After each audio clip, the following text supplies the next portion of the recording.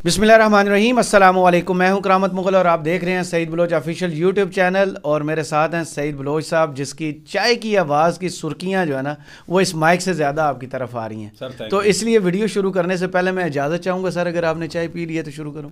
Sir आप intro करें ज़रा, तब तक मैं ये ख़त्म कर लूँगा। अच्छा, एक तो तोशाखाना केस में अभी दरख्वास्त मुस्तरद हो गई है ज़मानत की, इमरान खान की। दूसरा साइफर केस की आज समाअत थी, फ़र्द जुर्म आयद हुई है नहीं हुई है, अभी तक कोई एम्बिग्विटी उधर ही है। सलमान सफदर साहब जो वकील हैं इमरान खान के, वो कहते हैं कि फ़र्द जुर्म आयद नहीं हुई। सरकारी वकील जुल्फ़कार अब्बासी साहब वो कहते हैं कि फ़र्द जुर्म आयद हो गई है, अभी तक मामला वहीं है, कोई सूरत हाल वाज़ेह नहीं है। और सबसे अहम चीज़, हम वक्तन फ़वक्तन जो 5-6 माह से कैद हैं ख़वातीन PTI की, उनका जिक्र करते रहते हैं, स्टोरीज़ आती रहती हैं उनके मुतल्लिक। आज फिर एक सनम जावेद की तरफ से ख़त आया, उस ख़त में क्या लिखा है और किसके नाम है उसका जिक्र करेंगे। पहले बताएं, ये तोशाखाना में ज़मानत मुस्तरद हुई है, क्या खान साहब को पहले आइडिया नहीं होगा कि ज़मानत होनी नहीं है? बहुत शुक्रिया करामत मुगल साहब। मेरे ख्याल में पाकिस्तान तहरीक इंसाफ को अब तो ये सारी चीज़ें बड़ी वाज़ेह हो चुकी हैं कि पाकिस्तान की इन अदालतों से मौजूदा हालात में इन्हें किसी किस्म का कोई रिलीफ नहीं मिलेगा।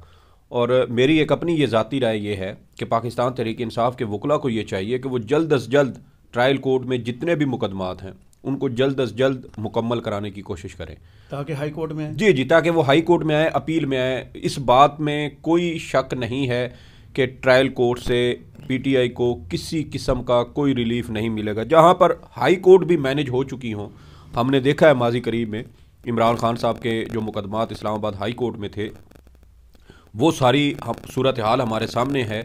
और दूसरी जानब नवाज शरीफ साहब का आप देख लें कि इमरान खान साहब को आज 107वां दिन है, उनको अभी तक 108वां, और अभी तक उनको ज़मानत तक नहीं मिली, साइफर केस में हो या जो तोशाखाना वाले मामलात हो।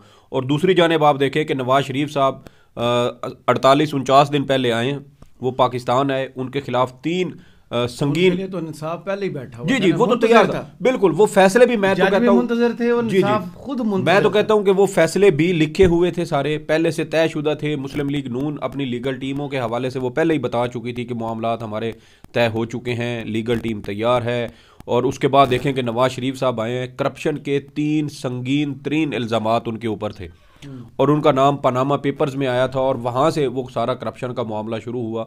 लेकिन हमारी क्या कहते हैं उसको, क्विक सर्विस इंसाफ फराहमी की, ख़ास तौर पर जो अब हमने नई एक सर्विस लॉन्च की है इंसाफ की होम डिलीवरी, उसके साथ जब हमने ये सारा पैकेज पाकिस्तान को ब्रांच भी है कि बस नहीं सर, हमारी सिर्फ ये इस्लामाबाद हाई कोर्ट वाली एक ही ब्रांच है, इसके अलावा हमारी कोई ब्रांच नहीं है।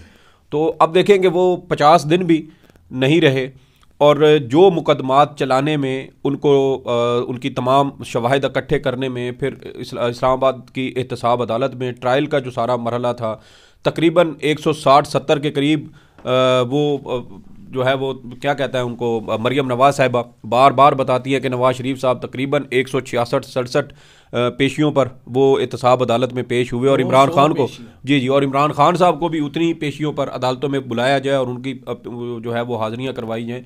तो वो जिन चीज़ों का आप वो बातें करते थे, उससे हमें इसकी संगीनी का अंदाज़ा होता है कि इतने संगीन मुकदमात थे, इतने संगीन इल्ज़ामात थे और सिर्फ इस्लामाबाद की एहतसाब अदालत में तकरीबन 10 माह तक ये केस चला। फिर ये सारे जो है वो कार्रवाई, ये 3 रेफरेंसेस जो हैं वो यहाँ इस्लामाबाद हाई कोर्ट में जो है वो आधे घंटे की भी उनके ऊपर समाअत नहीं होती थी और उसके बाद वो तीनों रेफरेंसेस अचानक ऐसे गायब हुए हैं जैसे वो एक कहावत होती है, गधे के सर से सींग। बिल्कुल मैं वही कहने वाला था। तो आप देखें कि ये 2 हमारे पास इस वक्त एक तकाबली जायज़ा अगर हम 2 सूरत हाल का लेना चाहें, दोनों साबिक वज़राए आज़म हैं, एक के ऊपर करप्शन के संगीन इल्ज़ामात थे और दूसरे के ऊपर क्या है कि दूसरे के ख़िलाफ़ ये एक इल्ज़ाम है कि उसने एक ऐसी अमरीकी साजिश का अपनी कौम को बताया जिस साजिश में उसके अपने सियासी कुलीग्स मुलव्वस थे, उसके अपने मुल्की इदारों के लोग उसमें मुलव्वस थे।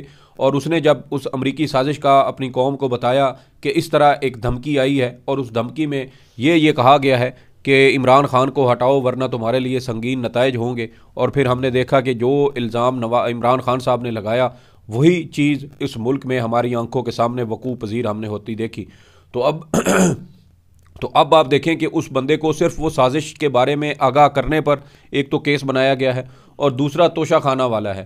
مطلب جن لوگوں کے توشہ خانہ کے جو کیس بنتے تھے، جنہوں نے خلاف قانون جا کے گاڑیاں لیں، اور گاڑیاں ابھی جج صاحب نے واپس بھی وہ وہاں جی وہ ضبط کی ہوئی تھیں، وہ ساری بھی واپس کر دی ہیں صاحب کو، وہ بھی واپس جی اور کہا ہے کہ جی لے جائیں، بلکہ ہاں ادارہ معذرت خواہ ہے.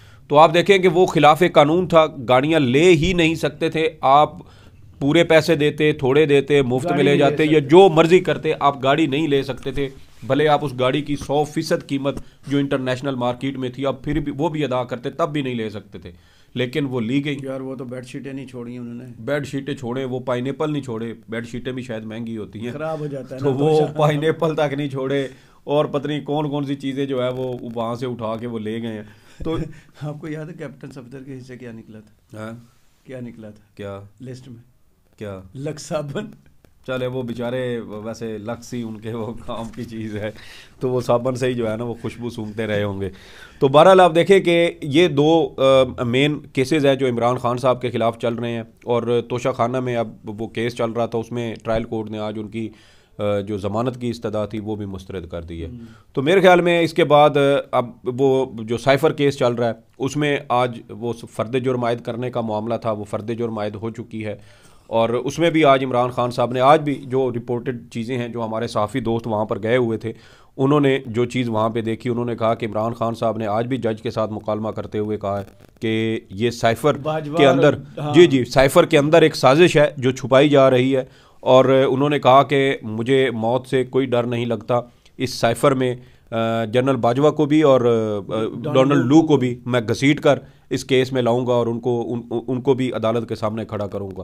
تو میرے خیال میں عمران خان صاحب اپنے اس دو ٹوک موقف پر ابھی بھی قائم ہیں، اور ان کے اسی دو ٹوک موقف کی وجہ سے ان کی پارٹی زیر عتاب ہے.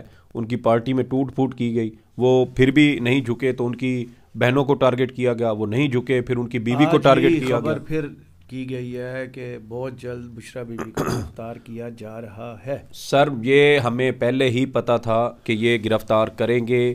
جو بنو شریفہ کی وہ سپتری ہیں ان کی خواہش پوری ہوگی. ان کے سینے میں ٹھنڈ تبھی پڑے گی جب بشرا بی بی کو گرفتار کیا جائے گا، ان کو جیل میں بند کیا جائے گا. میں نے کل بھی شاید ہم نے اس کے اوپر بات کی تھی کہ وہ ساری چیزیں جو مسلم لیگ نون یہ سمجھتی ہے کہ ان کے ساتھ ماضی میں ہوئی ہیں، وہ ساری چیزیں انہوں نے عمران خان کے خلاف اور اس کی اہلیہ یا بہنوں کے خلاف انہوں نے کروانی ہیں. وہ تمام جو بدلے ہیں وہ انہوں نے پورے کرنے ہیں. لیکن جنہوں نے نون لیگ کے ساتھ یہ کیا، نواز شریف کے ساتھ یہ کیا، پتہ نون لیگ کو بھی ہے، مریم نواز صاحبہ کو بھی ہے، لیکن اتنی جرت ان کے اندر نہیں ہے کہ یہ ان لوگوں کا نام بھی لے سکیں. عمران خان صاحب آج جیل میں کھڑے ہو کر اس شخص کا بار بار نام لے رہے تھے جو سائفر سازش میں ملوث تھا، جس کے نام سے سائفر بھیجا گیا تھا. وہ آج بھی اس شخص کو للکار رہے ہیں اور کہہ رہے ہیں کہ میں اس شخص کو عدالت میں گھسیٹ کر لاؤں گا. تو پھر دیکھیں کہ جرت چاہیے. عمران خان کے خلاف جھوٹے مقدمات ہیں، انہیں پتہ ہے کہ میرے خلاف جھوٹے مقدمات ہیں، اس لیے وہ نہیں جھک رہے. نواز شریف صاحب کے خلاف کرپشن کے جینون مقدمات تھے، اوپن اینڈ شٹ کیسز تھے، واضح سزائیں ہوتی تھیں. منی لانڈرنگ کے کیسز تھے شہباز شریف کے خلاف اور حمزہ کے خلاف، لیکن آپ دیکھیں کہ گواہان مر گئے، تفتیشی مر گئے، اس میں کیس سے جڑے دیگر لوگ اس میں مر گئے، اور وہ باعزت بری، اور وہ دیکھیں کہ وہ باعزت بری ہو گئے. تو یہ تماشا ہماری عدالتوں میں. اور ایک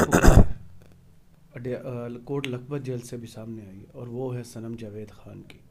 اس خط کو آپ نے پڑھا ہے؟ جی سر، میں نے اس خط کو پڑھا ہے، اور اس بارے میں میرے خیال میں کوئی دو رائے نہیں ہے کہ اس لڑکی نے جس طرح نرم الفاظ میں یہ کاٹ دار قسم کی یہ تحریر لکھی ہے، کوئی بھی دل رکھنے والا انسان میرے خیال میں اگر وہ اس تحریر کو پڑھے تو ایک بار اس کے ضمیر کو، اس کے دل و دماغ کو وہ جھنجھوڑ کے ضرور اس کو جھنجھوڑے گی. وہ تحریر میں آپ کو سناتا ہوں، اور دیکھیں کہ انہوں نے جو مظلوم خواتین کا مقدمہ ہے وہ میرے خیال میں شاید اس تحریر سے بہتر وہ پیش ہی نہیں کر سکتی تھی. اب تک ان کے جتنے بھی خطوط سامنے آئے ہیں میرے خیال میں یہ تحریر ان سب میں زیادہ اثردار ہے. اور وہ لکھتی ہیں صنم جاوید صاحبہ کہ پہلے سنتے تھے کہ جو ہو رہا ہے یہ سب امریکہ کروا رہا ہے. جس طرح پاکستان میں پاکستانی ہر بیماری کا ذمہ دار نظر کو ٹھہراتے ہیں، اسی طرح ملک میں ہر غلط کام کا قصوروار امریکہ کو ہی ٹھہرایا جاتا تھا. مگر گزشتہ 7 ماہ سے سب بدل گیا ہے. اب پورے پاکستان میں جو کچھ بھی ہوتا ہے وہ سب چند خواتین کروا رہی ہیں. جنگ، دہشت گردی، بغاوت، توڑ پھوڑ، جلاؤ گراؤ، اشتعال انگیزی اور یہاں تک کہ قتل بھی علاقے اور شہر تو چھوڑیں دوسرے صوبوں میں بھی جو کچھ ہو رہا ہے وہ سب انہی چند خواتین کا قصور ہے. مزید کہتی ہیں کہ آج کل میاں صاحب کارگل کا کافی ذکر کر رہے ہیں. اب جس رفتار سے میاں صاحب کے گناہ معاف ہو رہے ہیں مجھے ڈر ہے کہیں طیارہ کیس اور کارگل کی ذمہ داری بھی یہی چند خواتین نہ نکلیں. ویسے تو آج کل بھٹو کے عدالتی قتل کا بھی کافی چرچا ہے. اب دیکھیں اس میں بھی یہی چند خواتین کب نامزد ہوتی ہیں. دعا گو ہوں کہ بی بی شہید کے قاتل پکڑے جائیں ورنہ پھر یہی چند خواتین تو ہیں ہی. ویسے تو میں 1971 میں پیدا بھی نہیں ہوئی تھی، پر جو حالات ہیں لگتا ہے جلد ہی اس کی ذمہ دار بھی یہی چند خواتین نکلیں گی. تو آپ دیکھیں کہ چھوٹے چھوٹے جملے ہیں، بڑے سادہ الفاظ ہیں، کوئی بہت زیادہ اردو لغت کے کوئی ایسے الفاظ کا استعمال بھی نہیں کیا گیا جو شاید آج تک ہماری نظروں سے نہ گزرے ہوں، یا کوئی بہت سخت قسم کے ان کے مطلب یا معنی نکلتے ہوں. بالکل سادہ الفاظ میں انہوں نے یہ تحریر لکھی اور اس میں انہوں نے بڑے واضح طور پر بتایا ہے کہ وہ مظلوم خواتین جو گزشتہ 7 ماہ سے جیلوں میں قید ہیں، جن کے خلاف مقدمات نہیں ہیں، جن کے چلان آج تک عدالتوں میں پیش نہیں کیے گئے، اور ہمارے نظام عدل کا جو جنازہ ہے میرے خیال میں وہ روز ہم اٹھتا ہوا دیکھ رہے ہیں، اور آج بھی ہم نے سپریم کورٹ میں نظام عدل کا جنازہ نکلتا ہوا دیکھا ہے. اور میرے خیال میں وقت آ گیا ہے کہ پاکستان کا یہ گندا بدبودار تعفن زدہ نظام بدلا جائے تاکہ وہ مظلوم خواتین جو کسی جرم میں ملوث نہیں ہوتی ان کو اس طریقے سے ان کا استحصال نہ کیا جائے جیسا 9 مئی کے واقعات کے بعد ان چند خواتین کا کیا جا رہا ہے جن کے خلاف نہ مقدمہ ہے اور نہ ہی ان کو انصاف فراہم کیا جا رہا ہے. بہت شکریہ سعید بلوچ صاحب آپ کے تجزیے کا. کمنٹس باکس میں ضرور بتائیے گا یہ ویڈیو آپ کو کیسی لگی. اجازت دیجیے، اللہ حافظ.